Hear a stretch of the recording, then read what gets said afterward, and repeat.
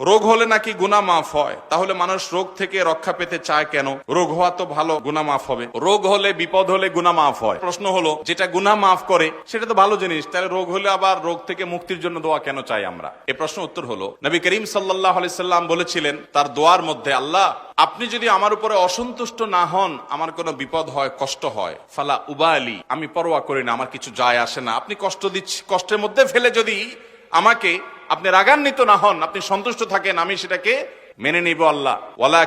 ওয়ালাকিন আফিয়াত, তবে আল্লাহ আপনি যদি আমাকে সুস্থতা দান করেন, সুখে রাখেন, স্বাচ্ছন্দ্য দেন, অসুস্থ না হয়ে যদি আমি সুস্থ থাকি, তাহলে তাহলে সেক্ষেত্রে সেটা আমার জন্য হবে অধিকতর সহজ, সহনীয়, আমার জন্য কল্যাণকর, আমি সেটা চাই। কিন্তু যদি অসুস্থ দেন, আমি সন্তুষ্ট। তাহলে বোঝা গেল যে অসুস্থ হলে, রোগ দিলে আল্লাহ রাব্বুল আলামিন আমরা সন্তুষ্ট হব, কারণ এর মাধ্যমে আল্লাহ গুনাহ মাফ করবেন। কিন্তু যদি আল্লাহ তাআলা সুস্থতা দান করেন, তাহলে আরো বহু গুনাহ মাফের উপায় আমি বের করতে পারবো।